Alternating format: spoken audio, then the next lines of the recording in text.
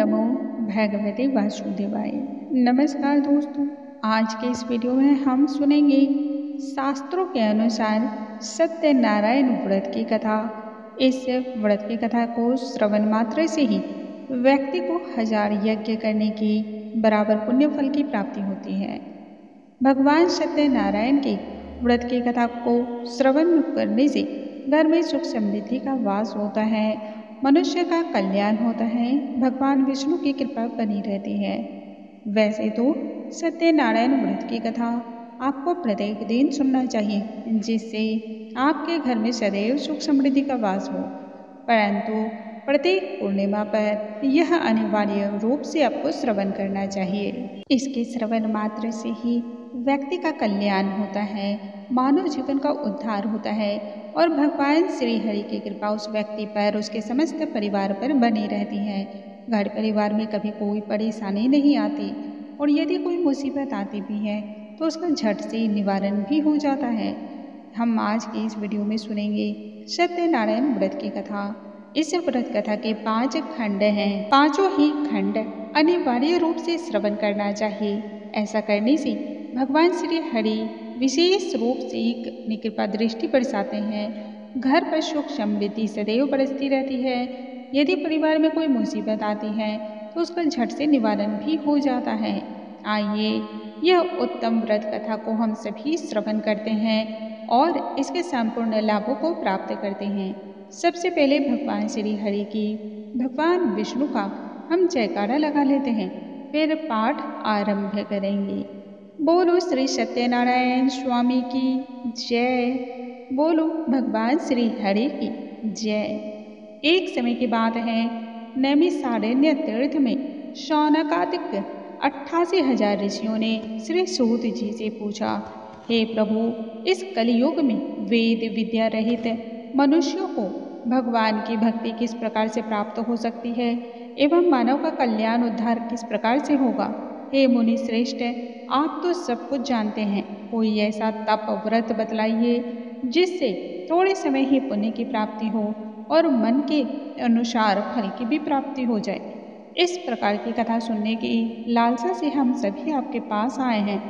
तब सर्वशास्त्रों के ज्ञाता सूत जी बोले, हे वैष्णवों में पूज्य, आप सभी के ने प्राणियों के हित की बात चूंकि पूछी है, इसलिए आज एक ऐसे श्रेष्ठ व्रत को आप सभी के सामने मैं रखूंगा जिसे नारद जी ने स्वयं लक्ष्मी नारायण जी से पूछा था और लक्ष्मीपति ने तब मुनि श्रेष्ठ नारद जी को यह बतलाया था।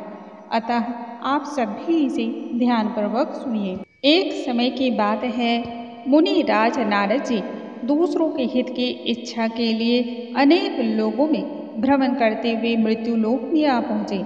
यहाँ उन्होंने अनेक योनियों में जन्मे प्रायः सभी मनुष्यों को अपने अपने कर्मों के द्वारा अलग अलग प्रकार के दुखों से पीड़ित देखा। उनका दुख देखकर नारद जी सोचने लगी, ऐसा कौन सा यत्न किया जाए जिसको करने से निश्चित रूप से मानव के दुखों का अंत हो जाए। इसी पर विचार मग्न करते हुए वह विष्णु धाम को पहुँच गए। वहाँ वह देवों के इस नारायण भगवान की स्तुति करने लगे। उन नारायण भगवान की स्तुति उन्होंने की जिनके हाथों में शंख, चक्र, गदा और पद्म थे तथा गले में वरमाला सुशोभित था। इस प्रकार से स्तुति करते हुए नारद जी बोले, हे भगवान, हे प्रजापालक, आप तो अत्यंत शक्तियों से संपन्न हैं। मन तथा वाणी भी आपको प्राप्त नहीं कर पाती है। आपका ना तो आदि है, न मध्य, न तो अंत ही है। निर्गुण स्वरूप सृष्टि के कारण भक्तों के दुख को तत्क्षण ही दूर करने वाले आप हैं। आपको मेरा साष्टांग नमस्कार है। नारद जी की स्तुति को सुनकर के भगवान विष्णु बोले, हे मुनि श्रेष्ठ, आपके मन में ऐसी कौन सी चिंता है तथा आपके मन में क्या बात है? आप किस काम हेतु यहाँ आए हैं, उसे निसंकोच आप कह सकते हैं। इस पर नारद मुनि बोले, हे प्रभु, मृत्यु लोक से मैं होकर आ रहा हूँ। वहाँ मैंने देखा अनेक योनियों में जन्मे मनुष्य अपने अपने कर्मों के द्वारा अलग अलग प्रकार से दुखों को भोग रहे हैं। हे नाथ, यदि आप मुझ पर दया रखते हैं तो बताइए, वो मनुष्य थोड़े से प्रयास के द्वारा किस प्रकार अपने दुखों से मुक्ति प्राप्त कर सकते हैं। तब श्री हरि बोले, नारद, मनुष्यों की भलाई के लिए तुमने बहुत ही अच्छी और सर्वोत्तम बात पूछी है। इसको करने से मनुष्य मोह से छूट जाता है। मैं वह बात तुमसे कहता हूँ, उसे सुनो। स्वर्गलोक और मृत्युलोक में एक दुर्लभ उत्तम व्रत है जो सभी प्रकार के पुण्यों को देने वाला है। आज तुम्हारे प्रेम के वशीभूत होकर के मैं तुमसे उस उत्तम व्रत को बतलाता हूँ। श्री सत्यनारायण भगवान का यह व्रत अच्छी तरह विधि विधान पूर्वक करने से मनुष्य तुरंत ही इस जन्म के सुखों को भोग कर मृत्यु के बाद मोक्ष की प्राप्ति पाता है। श्री हरि के इस प्रकार के वचन को सुनकर के नारद मुनि बोले, हे प्रभु, उस व्रत का फल क्या है एवं उसका विधान क्या है? यह व्रत सर्वप्रथम किसने किया था तथा इस व्रत को किस दिन करना चाहिए? श्रीमुख से आपके मैं सुनना चाहता हूँ। नारद की इस बात को सुनकर के तब श्री हरि बोली, दुख व शोक को दूर करने वाला यह सभी स्थानों पर विजय को दिलाने वाला होता है। मानव को भक्ति व श्रद्धा के साथ संध्या काल को श्री सत्यनारायण की पूजा धर्म परायण होकर के अपने बंधु बांधवों तथा ब्राह्मणों के साथ भक्ति पूर्वक करना चाहिए। भक्ति भाव से ही नैवेद्य, केले का फल, घी, दूध और गेहूं का आटा सवैया लें। गेहूं के स्थान पर साठी का आटा, शक्कर तथा गुड़ लेकर वो सभी भक्षण योग्य पदार्थों को मिला करके फिर भगवान को इसका भोग लगाना चाहिए। ब्राह्मणों सहित बंधु बांधवों को भी भोजन कराएं। उसके पश्चात स्वयं भोजन ग्रहण करें। भजन कीर्तन के साथ भगवान की भक्ति में फिर लीन हो जाएं। इस तरह से सत्यनारायण भगवान का यह व्रत करने पर मनुष्य की समस्त इच्छाएं निश्चित रूप से पूर्ण होती हैं। इस कलिकाल में अर्थात कलियुग में मृत्युलोक में मोक्ष का केवल एक ही सरल उपाय बतलाया गया है। बोलो श्री सत्यनारायण भगवान की जय, भगवान श्री हरि की जय। इस प्रकार से सत्यनारायण व्रत कथा का प्रथम अध्याय पूर्ण होता है। अब हम सुनेंगे श्री सत्यनारायण व्रत कथा का दूसरा अध्याय। बोलो स्वामी नारायण की जय, स्वामी सत्यनारायण भगवान की जय। सूत जी आगे कहते हैं, हे ऋषियों, जिसने पहले इस समय में इस व्रत को सबसे पहले किया था उसका मैं तुमसे इतिहास कहता हूँ, सो ध्यान पूर्वक श्रवण करो। सुंदर काशीपुरी नगरी में एक अत्यंत ही निर्धन ब्राह्मण रहा करता था। भूख प्यास से परेशान वह इधर उधर भ्रमण किया करता था। ब्राह्मणों से प्रेम करने वाले भगवान ने एक दिन ब्राह्मण का वेश धारण करके उसके पास जाकर के पूछा, हे विप्र, नित्य दुखी होकर के तुम पृथ्वी पर यहाँ वहाँ क्यों घूमते हो? तब दीन ब्राह्मण बोला, मैं निर्धन ब्राह्मण हूँ तथा भिक्षा के लिए धरती पर इधर उधर घूमता फिरता हूँ। हे भगवान, यदि आप इसका कोई उपाय जानते हैं तो आप बतलाइए। वृद्ध ब्राह्मण कहते हैं, भगवान श्री सत्यनारायण मन की इच्छा को पूर्ण करने वाले हैं, मनोवांछित फल को देने वाले हैं, इसलिए तुम्हें उनका पूजन करना चाहिए, व्रत करना चाहिए। ऐसा करने से मनुष्य सभी प्रकार के दुखों से मुक्त हो जाता है। वृद्ध ब्राह्मण बनकर आए सत्यनारायण भगवान उस निर्धन ब्राह्मण को तब व्रत का संपूर्ण विधि विधान बताकर वहां से अंतर ध्यान हो जाते हैं। ब्राह्मण तब मन ही मन सोचने लगा, जिस व्रत को वृद्ध ब्राह्मण करने को कह के गया है मैं उसे अवश्य ही करूँगा। यह निश्चय करने के बाद उसी रात में निद्रा तो आई ही नहीं। सुबह सवेरे उठकर भगवान श्री सत्यनारायण के व्रत का निश्चय कर भिक्षा के लिए वह चल पड़ा। उस दिन निर्धन ब्राह्मण को भिक्षा में कई गुना अधिक धन की प्राप्ति हुई, जिससे उसने बंधु बांधवों के साथ मिलकर श्री सत्यनारायण भगवान का व्रत संपन्न किया। भगवान सत्यनारायण का व्रत करने के पश्चात वह निर्धन ब्राह्मण सभी प्रकार के दुखों से मुक्ति पा गया और अनेक प्रकार की संपत्तियों से युक्त हो गया। उसी समय से यह ब्राह्मण हर माह इस व्रत को करने लगा। इस तरह से सत्यनारायण भगवान के व्रत को जो भी मनुष्य करता है वह सभी प्रकार के पापों से छूटकर मोक्ष को प्राप्त करता है। जो मनुष्य इस व्रत को करेगा वह भी सभी दुखों से निश्चय ही मुक्ति पाएगा। आगे सूत जी फिर कहते हैं, नारायण जी के द्वारा कहा हुआ यह श्री सत्यनारायण को उत्तम व्रत जो उन्होंने नारद जी को बतलाया था वह मैंने तुम सभी से कहा है। हे विप्रो, हे ब्राह्मणों, मैं अब इसके बारे में और क्या कहूँ। तब ऋषिवर बोले, हे मुनिवर, संसार में उस विप्र से सुन करके और किस ने इस व्रत का पालन किया, हम सब इस बात को जानना चाहते हैं। हमारे मन में इस बात को लेकर के अत्यंत जिज्ञासा है, श्रद्धा भाव है, अतः आप इसको बताएं। तब सूत जी बोले, हे मुनियों, जिसने इस व्रत को किया वह सुनो। एक समय वही विप्र धन व ऐश्वर्य के अनुसार अपने बंधु बांधवों के साथ इस व्रत को करने के लिए तैयार हुआ। ठीक उसी समय एक लकड़ी बेचने वाला बूढ़ा आदमी आया और लकड़ियां बाहर रखकर अंदर ब्राह्मण के घर में गया। प्यास से दुखी व लकहारा उन सभी को व्रत करते हुए देख करके ब्राह्मणों को नमस्कार करके पूछने लगा, हे ब्राह्मण देवता, आप सभी यह सब क्या कर रहे हैं तथा यह किस प्रकार का व्रत कर रहे हैं? इसको करने से किन फलों की प्राप्ति होगी? कृपा कर मुझे भी बताइए। लकहारे के इस प्रकार कहने पर ब्राह्मण ने कहा, यह सभी मनोकामनाओं को पूरा करने वाला भगवान श्री सत्यनारायण का व्रत है। इनकी कृपा से ही मेरे घर में आज धन धान्य की वृद्धि हुई है। विप्र ब्राह्मण से सत्यनारायण व्रत कथा के बारे में सभी कुछ जान करके लकहारा अत्यधिक प्रसन्न हुआ तथा चरणामृत और प्रसाद खाने के पश्चात वह अपने घर को लौट गया। लकहारे ने अपने मन में तभी संकल्प किया कि आज लकड़ी बेचने के पश्चात जो धन मिलेगा उसी से श्री सत्यनारायण भगवान का उत्तम व्रत करूंगा। मन में इस प्रकार का विचार करके बूढ़ा आदमी सिर पर लकड़ियां रख उस नगर में बेचने गया जहाँ पर धनाढ़ लोग रहा करते थे। उस नगर में उसे अपनी लकड़ियों के दाम पहले से 4 गुना अधिक मिलते हैं। बूढ़ा व्यक्ति प्रसन्न होकर के हाथ में दाम लेकर के केले, शक्कर, घी, दूध, दही, गेहूं का आटा लेकर के भगवान श्री सत्यनारायण के व्रत की अन्य सामग्रियां लेकर के अपने घर पहुंच गया। वहां उसने अपने बंधु बांधवों को बुलाया तथा विधि विधान के अनुसार सत्यनारायण भगवान का पूजन और व्रत का अनुष्ठान किया। इस व्रत के प्रभाव से वह बूढ़ा लकहारा धन, पुत्र तथा सुख समृद्धि से युक्त होकर के संसार के समस्त सुखों को भोग करके अंत में वैकुंठ धाम को प्राप्त हुआ। बोलो श्री सत्यनारायण भगवान की जय, भगवान श्री हरि की जय। इस प्रकार से श्री सत्यनारायण व्रत कथा का दूसरा अध्याय पूर्ण होता है। अब इसके आगे हम सुनेंगे भगवान श्री सत्यनारायण व्रत कथा का तीसरा अध्याय। बोलो श्री सत्यनारायण भगवान की जय, भगवान श्री हरि की जय। सूत जी आगे बोलते हैं, हे श्रेष्ठ मुनियों, अब आगे की कथा कहता हूँ। पहले समय में उल्कामुख नामक एक बुद्धिमान राजा राज्य किया करता था।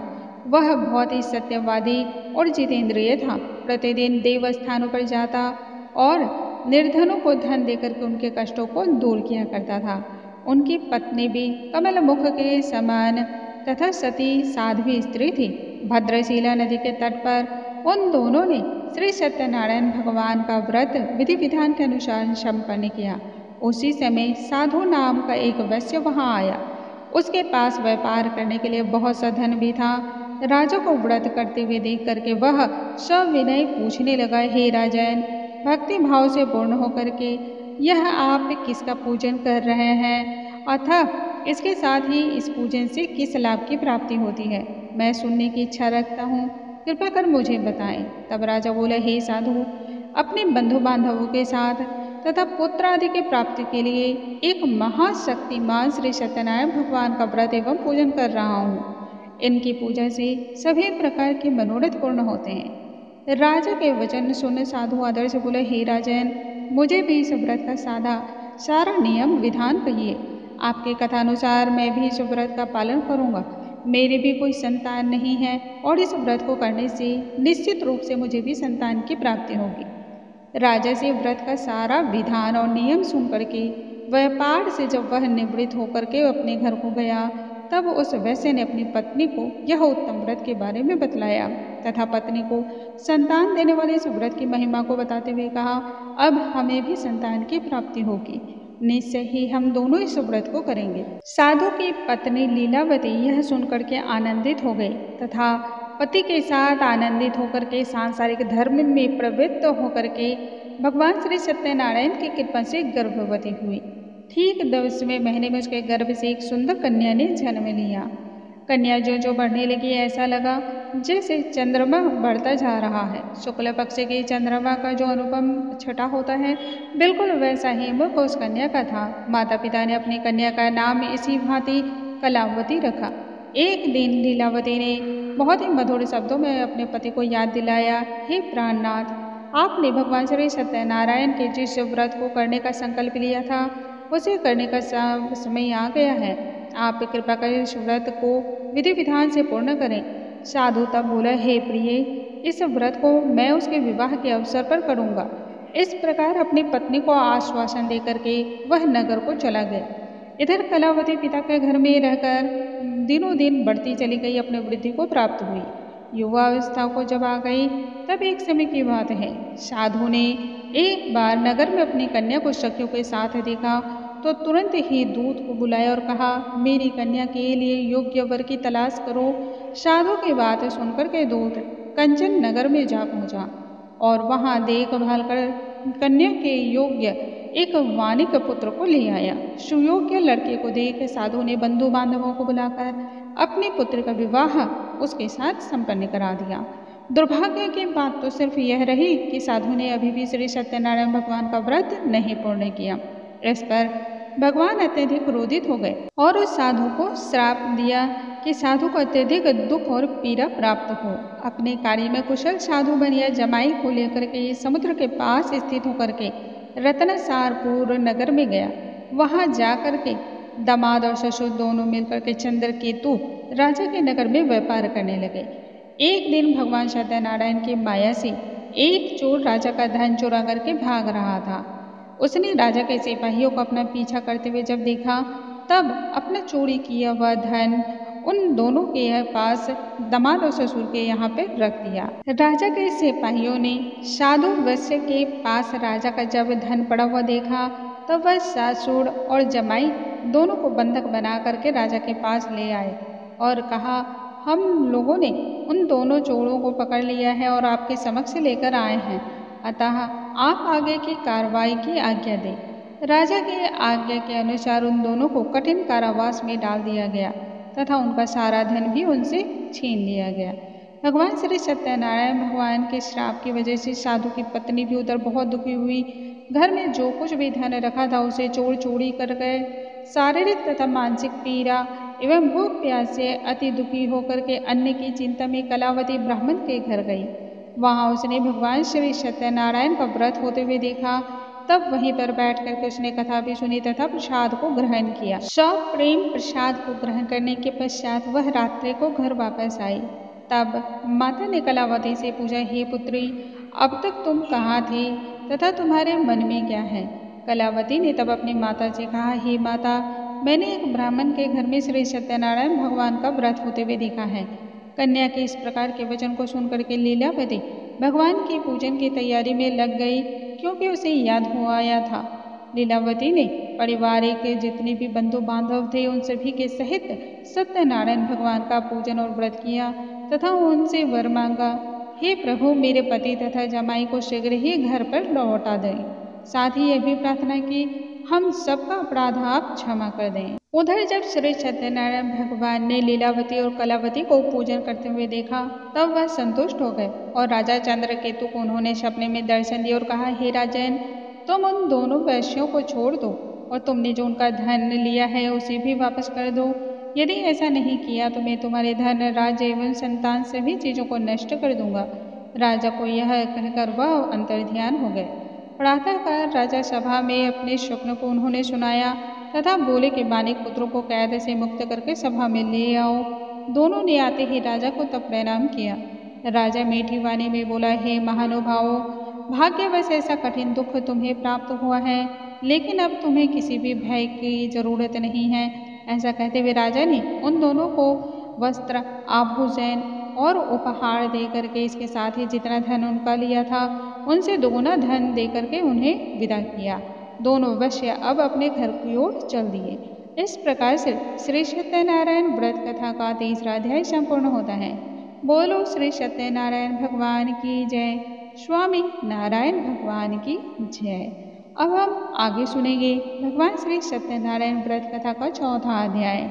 बोलो श्री सत्यनारायण भगवान की जय, भगवान विष्णु की जय। सूत जी आगे कहते हैं, वैश्य ने मंगलाचार कर अपनी यात्रा आरंभ की और अपने नगर की ओर प्रस्थान किया।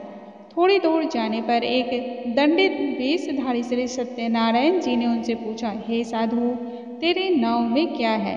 अभी वानिक हंसता हुआ बोला, हे दंडी, यह आप क्यों पूछते हो? क्या धन हड़पने की इच्छा है? मेरे नाव में तो सिर्फ बेल और पत्ते भरे हुए हैं। वैश्य के कठोर वचन को सुनकर के भगवान बोले, तुम्हारा वचन सत्य हो। दंडी ऐसे वचन को कह करके वहां से दूर चले गए। कुछ दूर जाकर के समुद्र के किनारे वह बैठ गए। दंडी के जाने के बाद साधु और वैश्य ने नित्य क्रिया के पश्चात नाव को ऊंची उठती हुई देख करके अचंभित हुए। जब नाव में उन्होंने झांका तब देखा कि नाव में बेल और पत्ते ही भरे पड़े हैं। यह देख करके वह मूर्छित होकर के गिर पड़ा। जब मूर्छा खुली तब वह अत्यंत शोक में डूब गया। उसका दामाद तब बोला, आप शोक न मनाएं, यह दंडी का ही शाप है, इसलिए हमें उनकी शरण में जाना चाहिए, तभी हमारी मनोकामना पूर्ण होगी। दामाद की बात सुनकर के वह दंडी के पास जा पहुँचे और अत्यंत भक्ति भाव के साथ नमस्कार करके बोली, हे प्रभु, मैंने आपसे जो असत्य वचन कहे उनके लिए मैं क्षमा प्रार्थी हूँ। ऐसा कहकर महान शोकातुर होकर के वह रुदन करने लगे। तब दंडी भगवान बोले, हे वानिक पुत्र, मेरी आज्ञा से बार बार तुम्हें दुख की प्राप्ति हुई है। तू मेरी पूजा से विमुख हुआ, अपने वचन का तुमने पालन नहीं किया। साधु बोला, हे भगवान, आपकी माया से ब्रह्मादि देवता भी आपके रूप को नहीं जान सकते, फिर मैं अज्ञानी कैसे जान सकता हूँ? आप कृपा कर प्रसन्न होइए, मैं अपने सामर्थ्य के अनुसार आपकी पूजा निश्चित ही करूँगा। आप मेरी रक्षा करो और मेरे नौके में पहले की तरह ही धन धान्य भर दो। साधु वैश्य के भक्ति पूर्वक वचन को सुनकर के तब भगवान अति प्रसन्न हुए और उसकी इच्छा अनुसार वरदान देकर के अंतर्ध्यान हो गए। ससुर जमाई जब नौका पर आए तब नाव धन से और धान्य से भरी हुई थी। फिर वहीं अपने अन्य साथियों के साथ सत्यनारायण भगवान का पूजन करके अपने नगर की ओर वह प्रस्थान कर गए। जब नगर के नजदीक पहुंचे तो दूत को घर पर खबर करने के लिए भेजा। दूत साधु के पत्नी को प्रणाम करके कहता है कि मालिक अपने दामाद सहित नगर के निकट आ पहुंचे हैं। दूत की इस प्रकार की बातों को सुनकर के साधु की पत्नी लीलावती ने बड़े हर्ष के साथ सत्यनारायण भगवान का पूजन कर अपने पुत्री कलावती से कहा, मैं अपने पति के दर्शन के लिए जाती हूँ, तो भी अपने कार्य को पूरा कर शीघ्र ही आ जाना। माता के इस प्रकार को वचन को सुनकर के कलावती जल्दी में प्रसाद को छोड़ करके अपने पति के पास चल दी। प्रसाद की अवज्ञा होने के कारण भगवान श्री सत्यनारायण फिर रुष्ट हो जाते हैं और नाव सहित उसके पति को वहीं पानी में डुबो देते हैं। कलावती अपने पति को वहां ना पा करके रोते हुए जमीन पर बिलख कर गिर पड़ती है। नौका को डूबा हुआ देख करके वो कन्या को रोता हुआ देख करके साधु दुखी होकर के तब बोले, हे प्रभु, मुझसे तथा मेरे परिवार से जो भूल चूक हुई उसे क्षमा कर दें। तब साधु किस प्रकार के दीन वचन को सुनकर के भगवान श्री सत्यनारायण बोले, हे साधु, तेरी कन्या मेरे प्रसाद को छोड़ करके आई है, इसलिए उसका पति अदृश्य हो गया है। यदि वह घर जाकर के प्रसाद को खाकर और प्राप्त करके लौटती है तभी से इसका पति मिलेगा। उसके बाद साधु अपने बंधु बांधवों सहित भगवान श्री सत्यनारायण का विधि विधान से पूजन करता है एवं इस लोक के सभी सुखों को भोग करके अंत में स्वर्ग लोक को जाता है।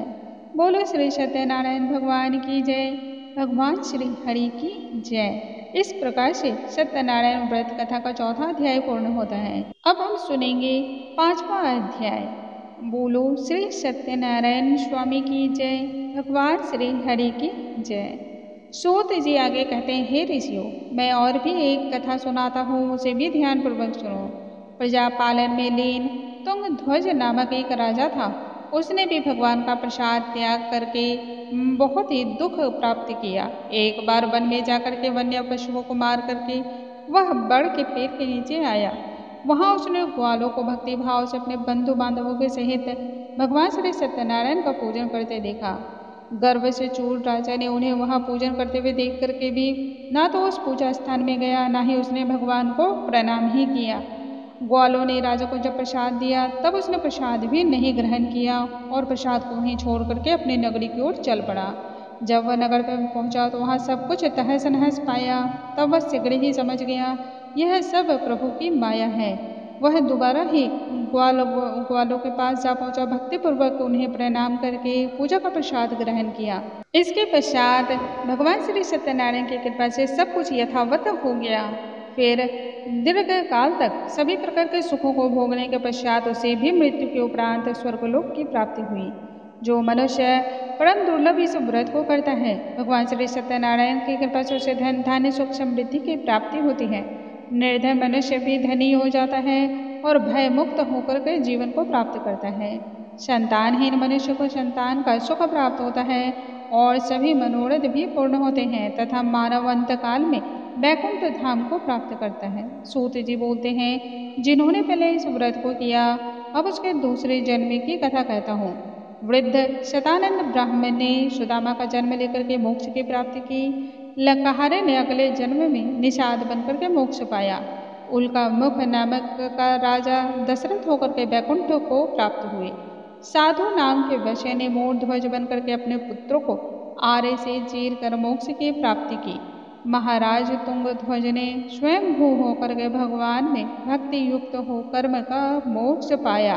बोलो भगवान श्री सत्यनारायण की जय। स्वामी सत्यनारायण भगवान की जय। स्वामी श्री हरि की जय। स्वामी हरि की जय। स्वामी नारायण नारायण हरि। स्वामी नारायण नारायण हरि हरि।